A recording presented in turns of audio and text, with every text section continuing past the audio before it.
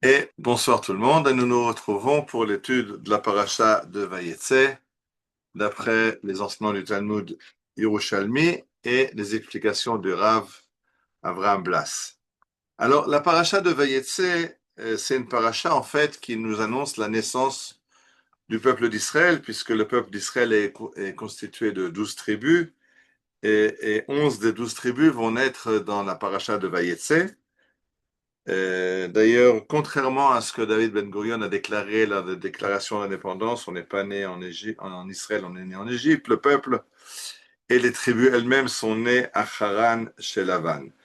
Alors, on commence par le fait que Yaakov se marie avec, il veut se marier avec Rachel. Lavan, son oncle et beau-père, le trompe et lui donne en mariage Léa. Et après Rachel, et avec ces deux femmes, il y a également leurs deux servantes, Bilha et Zilpa, ou dans l'ordre Zilpa et Bilha. Et dit le Midrash, nos mères étaient prophétesses, et elles savaient qu'elles allaient enfanter les 12 tribus d'Israël.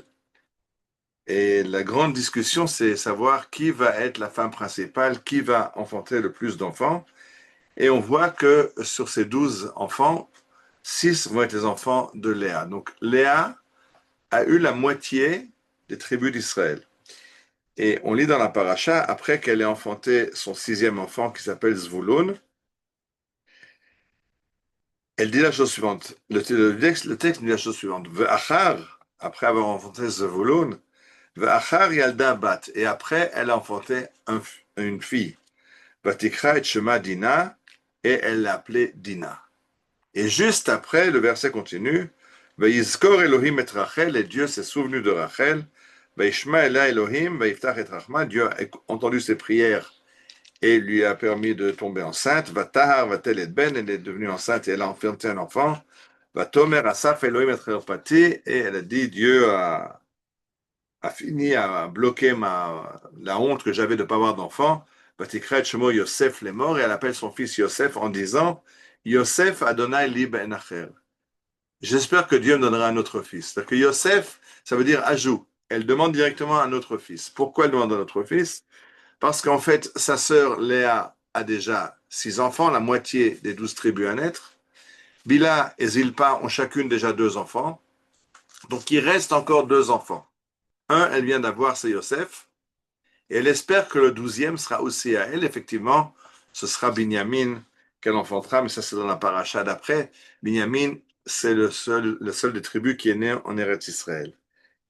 Et alors, les commentateurs, déjà le Talmud, mettent en rapport ces versets. D'abord, on voit que Léa a eu 6 enfants, le dernier c'est Zvouloun, et alors elle est enceinte et elle a une fille.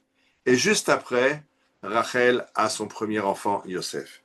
Quel est le rapport entre ces versets? Alors, si on prend le Targum Onkelos, le Targum en araméen sur le verset, il nous dit, c'est un peu compliqué à traduire, alors je vais passer directement. Euh, ouais. Non, j'avais un autre Targum devant moi, qui était plus directement branché sur le Talmud. Alors, lisons dans le Talmud. D'abord, commençons peut-être par Rashi. Rashi explique sur le verset. Vachar yalda bat, et après elle a une fille, Vatikrat Shema Dina, elle l'appelle Dina. Dina en hébreu, ça veut dire la justice. Din, c'est la justice, c'est le jugement. Pourquoi donner ce nom-là à un enfant? Et Rashi nous enseigne, Pershur Raboteinu, nos maîtres ont enseigné, chez Dana Léa Din Beatzma, que Léa a fait un jugement en elle-même. Imze Zachar, si maintenant à nouveau un garçon à donner à Yaakov. Ma sœur Rachel n'aura même pas autant d'enfants que les servantes, puisque Bila en a 2, Zilpa en a 2, euh, Léa en a déjà 6, donc ça fait 10 sont déjà nés. Elles savent, Léa sait qu'il y en aura 12 au total. Donc si maintenant elle a un septième enfant, alors Rachel, même si par la suite elle a un enfant, elle n'en aura plus qu'un par rapport aux servantes qui ont eu chacune d'eux. Et alors Léa dit non, ça c'est pas normal. Et donc elle prie. Vitpalela, Allah venait parler keva. Et alors elle a prié. Et ce septième enfant qu'elle devait avoir, qui devait être un garçon, est devenu une fille. Et alors, juste après, Rachel peut avoir le garçon que sa sœur lui a proposé. Une histoire un peu compliquée. Lisons ce que dit le Talmud de Jérusalem. Rabbi Yehuda bar Pazi Beshem de Bet Yanai. Rabbi Yehuda bar Pazi donc enseigne au nom du Bet Midrash de Rabbi Yanai. Ikar Ibura Shel Dina Zacharia. Au début de la grossesse de Dina, en fait, Léa portait un fœtus mâle. Mais Achar Shenitpalela Rachel Nasit Nekeva. Et celle qui a prié, c'est pas elle, d'après le Talmud de Jérusalem, c'est Rachel, sa sœur, qui dit à l'instant si ma sœur est nouveau enceinte et qu'elle a à nouveau un fils, moi j'aurais pas de garçon, j'aurais moins que les servantes. Alors Rachel a prié et le fœtus est devenu d'un fœtus d'un garçon un fœtus d'une fille. Hadari, et c'est ça que le verset nous dit, Bachar Yalda Bat, petit Madina. Et alors, Léa a eu une fille et elle l'appela Dina. Donc le Talmud nous dit que c'est Rachel qui a prié pour que sa sœur ait une fille et pas un garçon. Parce que Léa, en fait, était enceinte d'un garçon. Rachid nous a dit que Léa a prié en disant qu'elle a eu pitié pour sa sœur. Alors regardons, ça c'est la version du Talmud de Babylonie qui dit que Léa a prié ce que Rachid a dit, que Léa a prié pour que Rachel ait au moins autant que les servantes.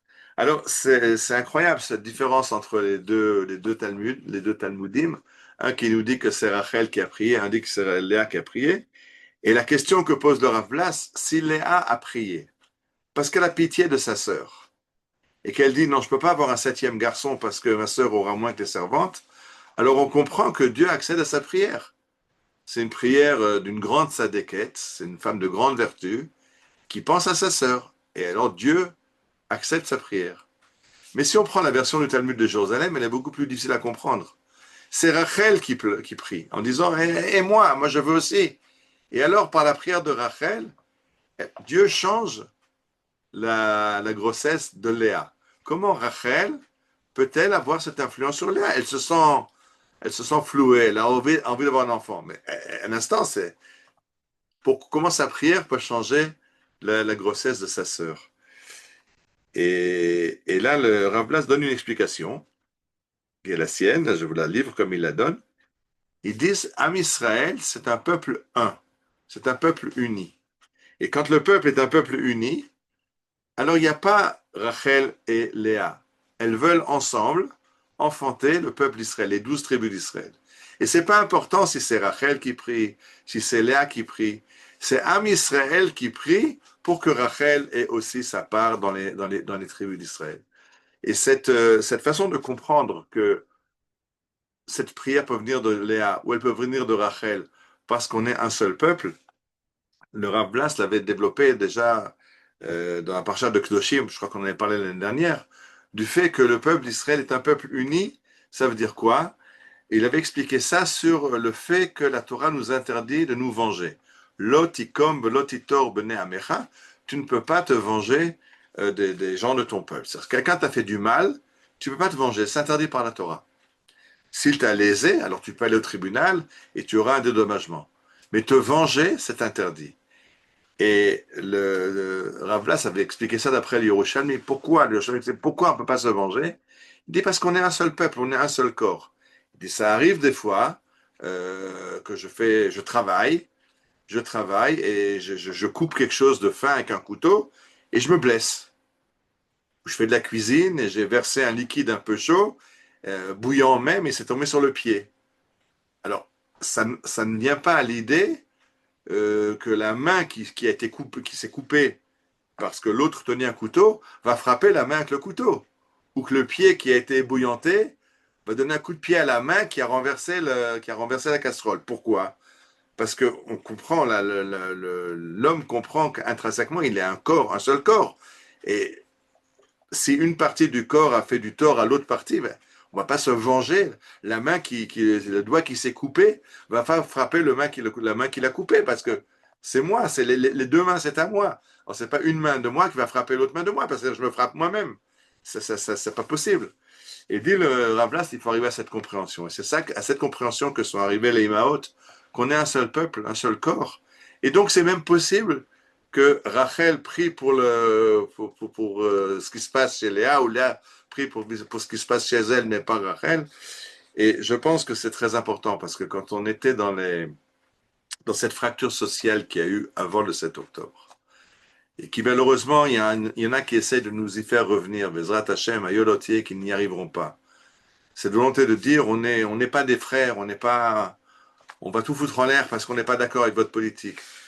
C'est tellement, c'est tellement non le peuple d'Israël, qui est un peuple qui à la base doit être tellement uni que Rachel peut prier pour Léa parce que elle comprenne qu'elle construise quelque chose qui est en fait un grand tout, qui est le peuple d'Israël, qui est le peuple que Dieu crée pour véhiculer le projet qu'il a dans le monde, et on ne peut le réussir que si toutes les 12 tribus marchent main dans la main. Je pourrais ajouter qu'il s'est passé quelque chose de très intéressant cette semaine pour ceux qui ont suivi les nouvelles.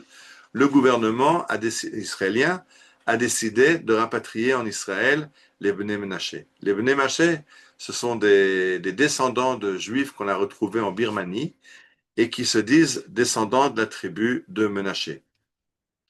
Et eux ne font pas partie, n'ont pas été reconnus par le rabbinat comme juifs, donc on leur demande une conversion. On est d'accord qu'il y a des antécédents juifs, mais avec le temps qui est passé, etc., le rabbinat demande une conversion.